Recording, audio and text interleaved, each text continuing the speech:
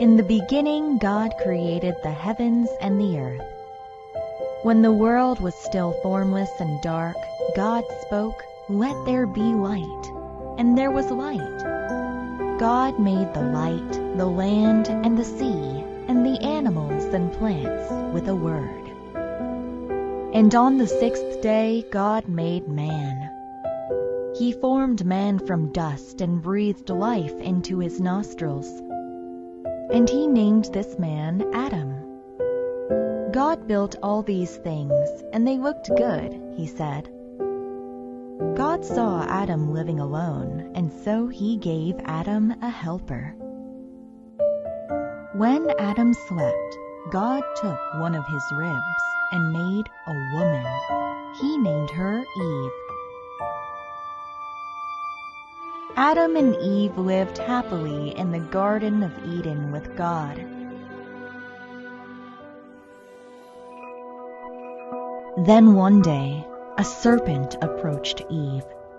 The serpent tempted her to eat the fruit from the tree of knowledge of good and evil, which stood in the center of the garden. God told her not to eat the fruit, but Eve eventually succumbed to the serpent's temptation. Adam also ate the fruit of the knowledge of good and evil. That is how sin entered the human world.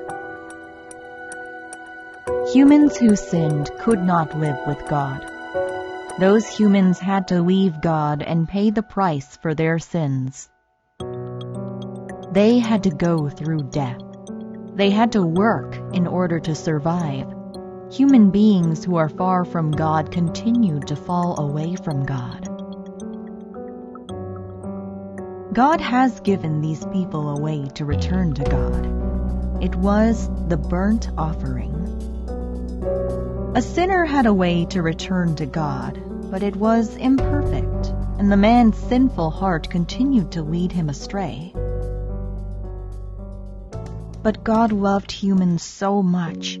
He wanted to restore his relationship with humans and bring them closer.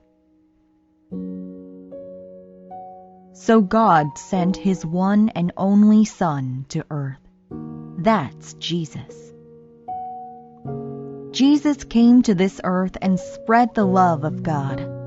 He mingled with the poor, the sick, and the weak in the form of a lowly man and embraced them with love. And finally, he took on all human sin.